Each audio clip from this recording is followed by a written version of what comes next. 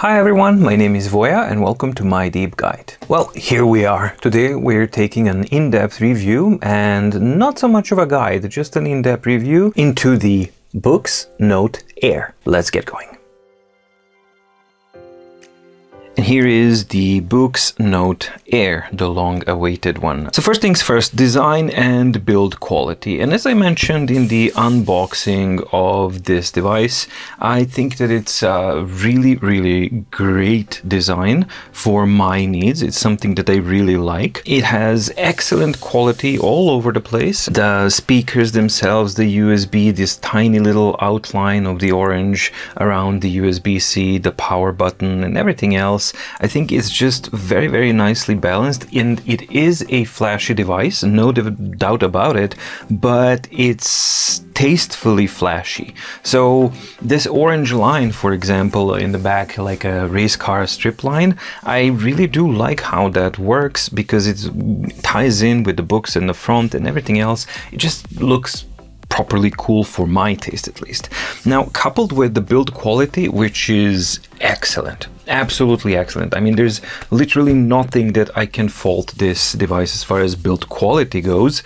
I really love it. It's the same type of milled design. So you have this unibody aluminum piece that's milled out, and yeah, there's a coating for less fingerprint happy surface on the aluminum itself, and inside it's kind of coated with resin and other kind of stuff, nano resin, something that we talked about to make it even more sturdy. You definitely feel that. So it's super straight and it's very precisely manufactured, and it feels like a classy device. And for the price point, it definitely feels like the amount of money that you pay for it, and that's something that I think is important and something that's worth mentioning.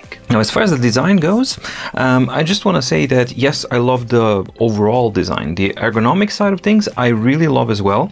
A couple of things that I would love to mention here is that the bezel edge here, even though it's black, I would prefer if it was not black, but okay. It's equal width on the left, on the top and the bottom, and it's equal width on the left and the right. So if you're using it in a portrait mode, and for example, let's say docked like this, you don't have any kind of weird offset or asymmetry any way you turn it around.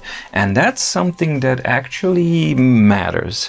It might seem that it's not a big deal, but in my experience so far, I actually do care about this. I am caring about this quite a bit, and it's a very nice touch. The side here, it is a necessary side because the HD Carta 10.3 inch screens that come from e-ink, they have the electronic strip is to the side of the screen. So any device that's using this latest screen has to have an extension either here, or maybe be wide enough on both sides, which would be kind of silly. Now, the thing that I did not expect was that this lends itself as a lovely holding area, and I tend to use it most of the times like this in my lap. So it just sits a little bit back here on my knee or something, and I just hold it here. Very comfortable on both sides, and you just write. And because it's a rigid device, it's you feel very secure writing on it. Paired with the gyroscope, which does the outer rotation, which means that you can hold it with your right hand, with your left hand, and it doesn't matter. You can just kind of, if you're left-handed, you can also do this. So any way you choose, this kind of works. It's extremely flexible, and it definitely makes sense as a design. It's a very clean type of look. There's no buttons, so there's no fingerprint reader, there is no button, and basically you just have the screen on top, this side that I mentioned, and on the left side of the device is everything that you hook up to. So basically the power button, microphone, USB-C, and the speakers are here. So that's pretty much it. There's nothing on the top, nothing on the bottom, nothing on the other side, and absolutely nothing on the back. While we're at the back side, there is a thing that I don't like, and I think it's a missed opportunity and something that I will have to upgrade. There are no rubber feet for anti-slip. So this is actually something that does happen, and as I am writing, you can see that this is really easy to kind of move around. So it kind of needs those anti-slip feet if you're going to use the device outside of the flipbook cover. If you're using it in a flipbook cover, then of course that's not a problem at all. Overall, as far as the design and build quality goes, I would have to give it top marks, and it's absolutely won me over. It's something that definitely works with me and my aesthetic sensibilities, makes me happy to use it and makes me happy to handle it. This is definitely on the same quality and design level as the Remarkable 2 is, but it does offer this kind of different type of look. So Remarkable 2 is, for example, very classy and refined and kind of toned down. This one is not trying to do those things. This one is a little bit flashy, but tastefully so. So for my taste, I really, really love it.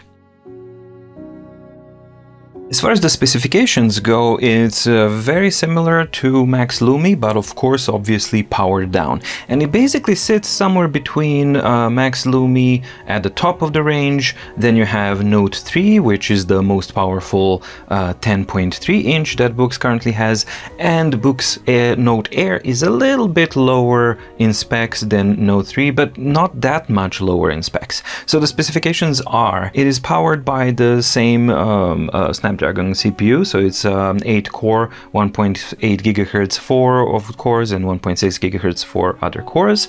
It has 3 GB of RAM of, again, LPDDR4. It's running the Android 10. It has built-in 32 GB of storage and I think around 24 or 22 usable, something like that. It has a 10.3 inch e-ink display running the same 1872 by 1404 resolution, but it's important to mention that unlike Note 3 and Max Lumi, which use Mobius flexible screens, which means that they have the plastic top, this one is using the HD Carta screen, which has the glass background. So it has true AG glass flat cover on top. That means that it has a true matte glass on top, which is not the case with the Remarkable. Remarkable 2 actually has a very glossy glass on top and then a layer that diffuses that and does all these kinds of things. So that is a difference between the two, and it's definitely a difference between Note 3 and the Note Air. What I'm expecting from Note 3 is that it has a little bit of a less distance between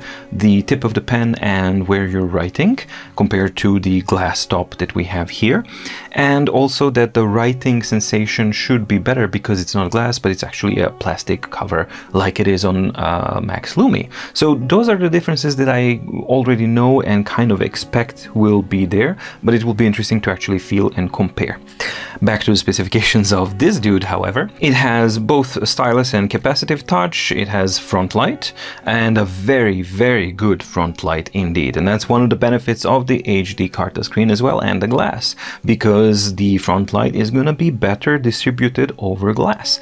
So that, and of course it has a bunch of LEDs, more than Note 3. So I'm expecting that the Frontlight is going to be more uniform and nicer on the Note Air than it is going to be on Note 3. But those are going to be small variances, I think, nothing huge. It has support both for 2.4 and 5 GHz Wi-Fi, has support for Bluetooth 5.0, it has a 3000 mAh battery, it has something that's unique to Note Air, which is the G sensor, which was specifically designed for it, which allows for automatic rotation no matter how you flip it over. It will auto-rotate and basically auto-orient depending on what you want to do, which is something that is very, very useful and very, very nifty. As I mentioned, it has a USB-C that supports USB OTG storage. Boox does make a point of mentioning that it's USB OTG for storage. So I will test out and see if it works, but so far that has been the case. For example, keyboards work and storage works, but power pass-through sometimes work with some of the USB hubs, with some of them doesn't work. For example, if you have both pass-through and the storage plugged in, then maybe one of those won't work, etc., etc. But that's kind of normal with the USB hubs. I get that type of behavior on most of them. Then it has a microphone and one speaker, so mono device, but it does have a speaker, and it is super thin, so it's 5.8 millimeters thin, and that's something that really does matter, and it is the thinnest front lit tablet currently on the market, or 10.3 currently on the market. And that thinness actually matters to me in a daily use, as it was important for Remarkable 2 at 4.7 millimeters. This one is 5.8, yes, thicker, but not so much so that you have the glass top and the front light as well. And that's an important addition. It's quite something that they managed to achieve. Added the rounded edges here, the perception is that it's a very, very thin and an awesome device to actually handle for me. The weight is medium, I think, not on the light side. For me, not on the heavy side at all, but some people might feel that it's actually heavier. I read some of the comments where people actually kind of returned it because it was too heavy, and the user said like 10.3 inch should weigh less than half a kilo, which Note Air does. It said 420 grams. It's definitely less than half a kilo. So I think it's a personal type of preference. For me, it's exactly what I expected, and it's actually a little bit lighter than what I expected it to be. Overall impression and how it handles as an ergonomic side of things, the weight supports the design, and for me, it works exactly as I would like it to be. The USB-C can also be used as the earphone jack, so that is also supported. It supports a bunch of formats, as any other Boox platform does, because it's Android 10, so book formats, all that you can think of, image formats, most that you can think of, audio formats, and support of third-party apps is also included. Overall, I think it's a very well-balanced device. Now, a lot of people ask like, okay, what's the available amount of RAM on Max Lumi, and what's it available on this one, and is it going to be a problem or not? And I'm going to address that when we're checking stuff out. And yeah, for me it's not a problem, and I think it's not a problem at all for the device. I've never ran into a problem here, and I tried to stress test it beyond the capacity, but because it's Android 10, it has a really good natively built-in memory management. So yeah, I haven't been able to overstress the device. Even when it should run out of memory, it doesn't. It's able to allocate it dynamically and basically manage with it. And because it's LPDDR4, it does it very, very quickly. So now let's talk about the screen, because that's something that's very, very important in many ways. And there's actually several categories that we should cover. Obviously, it's a 10.3 inch, the resolution, everything else is going to be displayed around here. I want to be very clear about the key points here. Yes, it has a glass top, but it is true matte glass. Yes, it also comes with a screen protector, the Boox screen protector, which offers a bit more paper-like feel. And this I have applied here, as you can see with the ugly bubbles here. Yeah, it's I applied it for you guys to test it out and to be objective and to offer a complete type of overview, because I know a lot of people are interested in that. But I also want to say that as soon as this review is done, I'm taking it off and using it as normally. The surface is not super glassy for glass, right?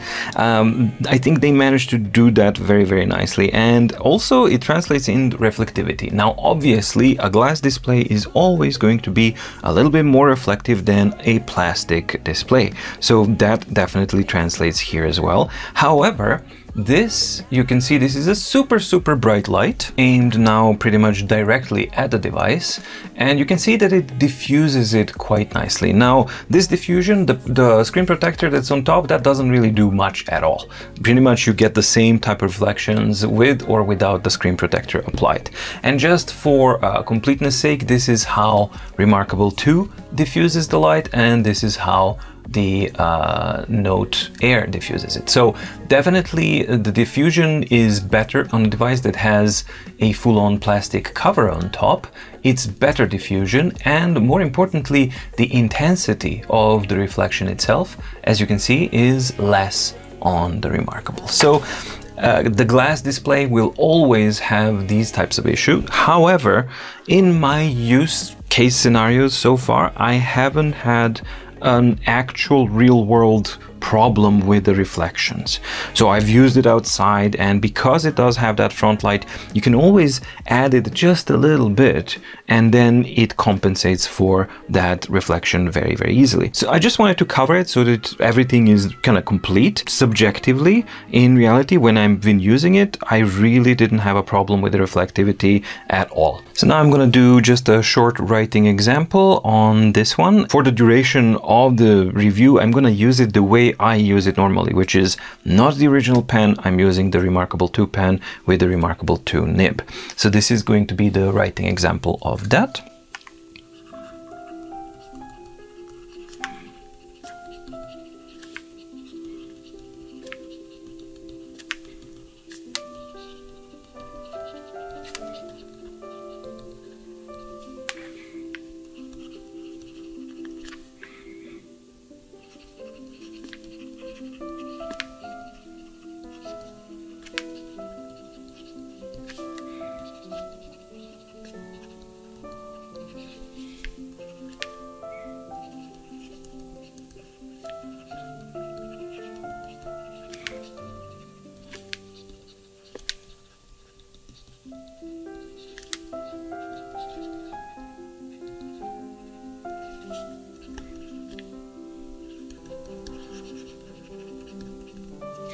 So yeah, I hope that you can see that the device is as quick, it feels as quick as Max Lumi, and D.E.S.T.A tests should confirm that, because it really does feel very, very quick.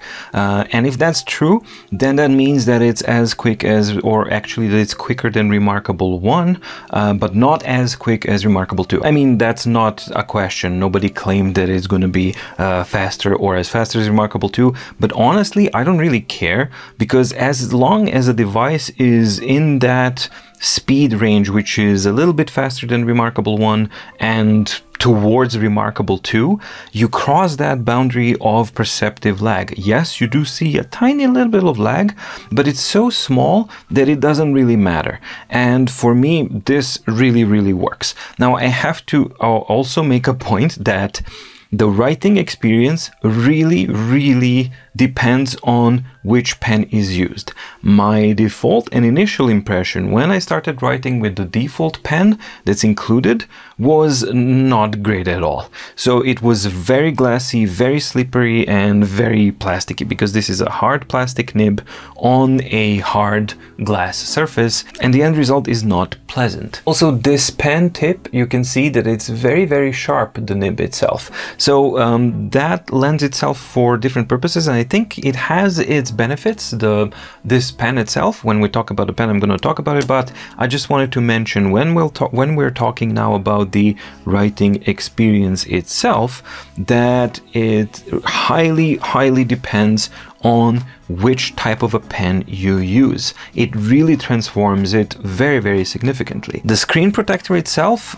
let's say that it adds maybe half a point of better experience. So yes, it improves it a tiny little bit, but not nearly as much as the better marker and a felt tip pen does improve the experience. Of course, the best experience is going to be to use the screen protector and the felt tip type of pen. Then you get the best of both worlds. But for me, the problem with the screen protector are these horrible bubbles, because it's virtually impossible unless you're in like a lab-like type of environment. I've tried everything with this one. I tried steamed room, I tried pretty much everything I can think of, and this was the best result that I could get. And it still has bubbles pretty much all over the place. So, you know, for me, those half a points that you get from in writing experience from that screen protector, they're easily lost because of these bubbles. Because I bought a new device, I really don't want to look at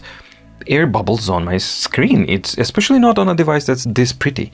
So yeah, that's at least my kind of viewpoint. I have one last attempt that I'm gonna do and see if I can get it. And if I can get it, for me, the only way that this is gonna work is if I have it 100% air bubbles free. Otherwise, I'm just taking it off and not using it. So that's the only thing that works for me. I think it's a big negative point as far as I'm concerned, is that if you as a manufacturer are shipping a screen protector and you highly recommend the users to use it, it needs to be pre-applied. It absolutely has to be pre-applied in the factory so that when the user unpacks their device that they can just use it. This is a huge hurdle, even for experienced people to apply it normally, and for inexperienced people it's virtually impossible. So that to me is a problem and something that I hope they finally resolve, or that the Boox allows us and gives us like a detailed guide on precisely how to do this seemingly impossible task. So as far as I'm concerned, as long as you have air bubbles, for me it's not worth it. If you can apply it 100% without air bubbles, great. And here is the sound of writing on Note Air with the screen protector on and with the remarkable felt tip pen.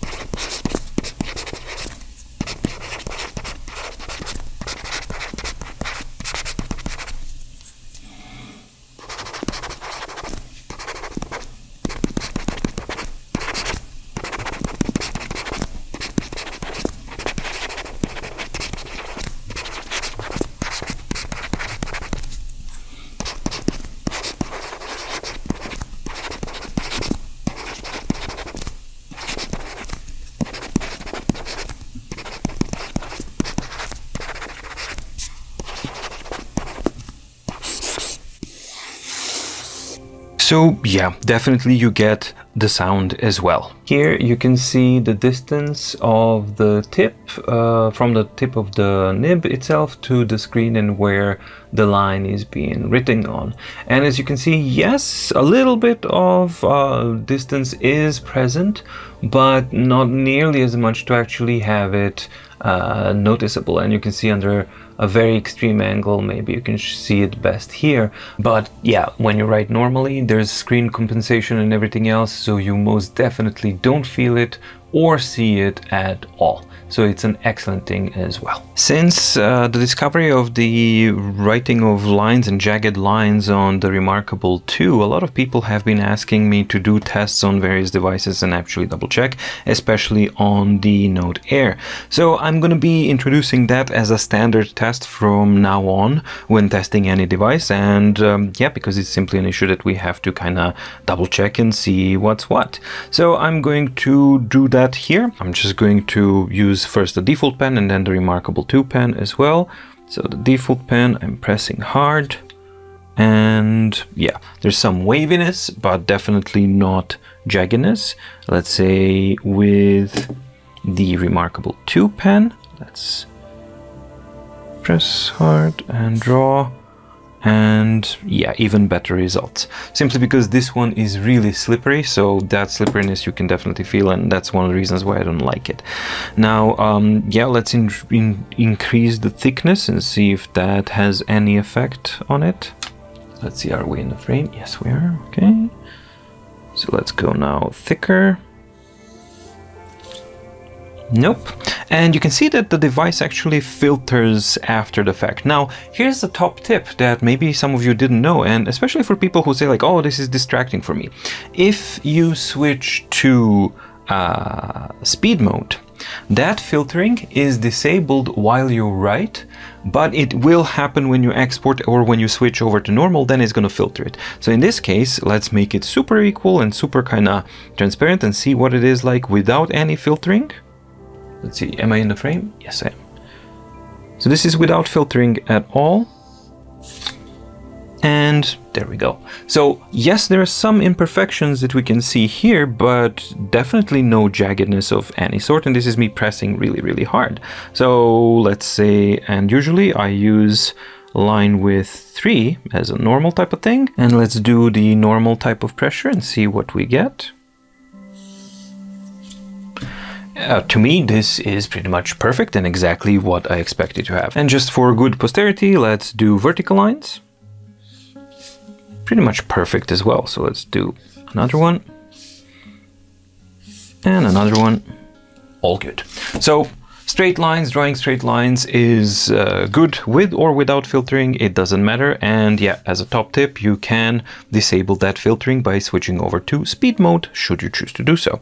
Once you actually go back into normal mode, it does this wonderful smoothing, and then the lines are pretty much perfect. Alright, so drawing and lines out of the way, let's now test the crispness of the screen and how it actually looks. I love how crisp and sharp it is. It's very, very nice. I think that's one of the benefits of the HD Carta screen over the Mobius Flexible and of a glass top rather than the other one. So you have to kind of choose. You can get a little bit crisper and cleaner image with the glassy surface, but at the expense of a little bit of the writing experience, or you can have the plastic type of top and really excellent writing experience with the scratchiness and everything like that, and better reflectivity or better absorption of reflections, but at the expense that the text is then a little bit more diffuse because it simply has to go through that extra layer. So it really depends what your priorities are. For me, this feels really nicely balanced because writing is more than good enough. For me, it's excellent. It's not as great as Remarkable 2, but I really don't care about those small differences. This is more than good enough for me, and I enjoy actually using it. Now, then I get to also enjoy the benefits of the crisp screen and reading. So let's say that I maybe open just one of these guys. So this is scientific type of documentation, and you have this type of text. So let's zoom in so you can see the crispness. And here it is. And just for comparison's sake, this is the size of my finger, and this is how small the everything is. So for me, this is very readable, really crisp, and super funky. Even though it's not 300 ppi, it's 227 ppi, and for me, that's perfectly adequate. Very readable, very clear contrast, and very comfortable to read as well. All right, so now let's double check the images themselves, and this is something that I also talked about when reviewing Max Lumi, but as you can see, the images are also rendered in a lovely way, and you can see that the details are definitely there. And for me, I don't have Max Lumi anymore, so I can't make a direct comparison, but hopefully again when the Note 3 arrives, the review unit, then I'll be able to review them back to back and see if the theory holds, because the theory says that the HD Carta screen should be a little bit crisper and cleaner than the Mobius Flexible. So we'll see then. For me, this looks excellent, extremely readable, comfortable, and I can see all of the little details that I might want. You remember that Max Lumi had that story of white pixel defects, and it's not just Max Lumi, it's a regular occurrence in e-ink displays. It's something that simply happens, and it's a manufacturing kind of thing. Now, for me, it was extremely difficult to find it, and you can see it only under very specific conditions. And the specific conditions are, you need to have fully black yeah, I need to turn the Wi-Fi on to get the black background. And the conditions are, you need to have a fully black background. And for that, I am going to download a template. So there we go, condition 1 satisfied. And then we're gonna just make this full screen, totally full screen. And I'm gonna pump up the Frontlight all the way to the maximum. And then I'm gonna try and find it. And I've tried, and either I'm super lucky or I don't see one, but yeah, I've tried my best to find a single defect, and I could not find any defects with this unit that I've gotten. So in my case, on my Boox Note Air, I don't have a single white pixel or any defect at all. Let's talk about the Frontlight. I've tried to make the conditions such that you can basically see what I see, how I see the lighting and around here. So hopefully that translates well, because I'm trying to kind of show how it looks in reality. Now, one of the most important things about the Frontlight is the uniformity. And as expected, when you have a glass panel, you are able to fit and better distribute the LEDs LEDs of the Frontlight itself, and that definitely shows. So when compared to Max Lumi, because Max Lumi is 13 inches and because it has a plastic flexible Mobius flexible screen, we had that kind of fall off with the LEDs and the Frontlight not being fully uniform. So in here, the first impression that I have is that it's very, very uniform. And I'm just gonna pump it all up, and yeah. So as you can clearly see, it's very, very uniform. Now, when you pump it up all the way up, it's natural that you're gonna have some bleed in here, especially on a pure black background. But if I go out of a pure black background and I use it in a normal type of situation, as this one is, for example, I don't have that color bleed of one of the orange or the blue or anything like that, and it feels very, very uniform. For me, again, this is the negative side of the screen protector and the air bubbles. When you're using it like this, then the air bubbles become even more visible. I don't think they translate in the camera, but for me, I definitely can see them, and it's driving me insane. The Frontlight itself, it's dual controlled, so you can link them and it can be both together. So this is totally off.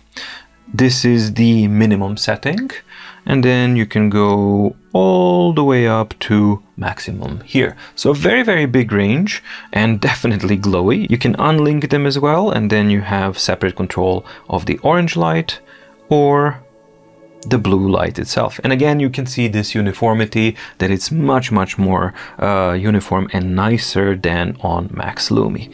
All in all, I think that it's a very, very nice one, and I like to use it in a very small amount, a little bit more on the orange side, something like this, basically just to tint the color of the display so it's a little bit more paper-like, and in that context I think that it works brilliantly. So now it's time for the D.E.S.T.A test and the D.E.S.T.A results, and as I felt, it's actually confirmed. The writing speed on Note Air is as quick as Max Lumi, and if you remember correctly, Max Lumi was a little bit faster than Remarkable 1, and this one definitely is in that category because I repeated like 10 times, and more often than not, Note Air was a smidge faster, maybe like 1 or 2 milliseconds faster than Max Lumi.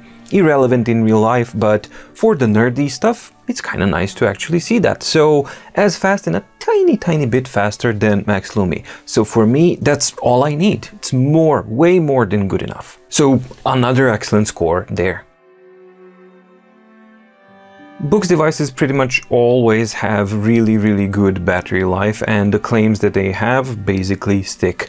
And yeah, like Max Lumi and all the devices before it, so does Note Air, even though it does pack a smaller battery than Max Lumi or the Note 3 that's coming out. So this one has 3000 milliamps as opposed to the gigantic 4300 milliamps on Note 3, which I think is gonna last like months. But yeah, just joking aside, this one I also did all of the tests that I usually am able to do on the Boox platform, and it's like 2 major tests. Test number 1 is 1 hour of continuous writing. Wi-Fi was on, Bluetooth was off, and the Frontlight was off. So I was just writing for a whole hour. And the result was that it was spending about 8% of the battery life per hour. So that roughly translates into theoretical 12.5 hours of writing time, continuous writing time on a single charge without the Frontlight on.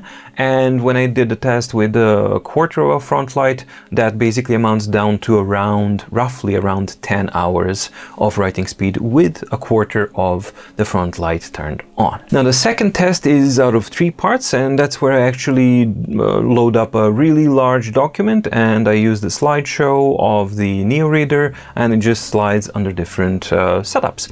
So the first test is like the midway, so we have Wi-Fi on, Bluetooth off, auto rotation off, and the Frontlight was midway, like halfway. In that type of setup, it spent 21% in 9.5 hours, which basically boils down to 2.21% per hour. meaning that the total that you can expect under those conditions, so have Frontlight on, Wi-Fi on, and everything else off, is around 45 hours of reading time and flipping pages. Then the second one was the optimized, like everything pretty much off, so Wi-Fi off, Bluetooth off, auto rotation off, Frontlight off, everything off. Then it spent 11% of the battery in 8.3, so that's basically 1.32% per hour, and that total expectancy is 75 hours in that setup, which is amazing. And then finally it's like super high consumption, so Wi-Fi on, auto rotation on, Bluetooth on, and the Frontlight all the way up to the maximum, and in that kind of setup it was spending around 8.5% per hour with total expectancy around 12 hours. So even when you pump up everything to the maximum, it's still able to push through the regular workday on a single charge, which I think is pretty awesome.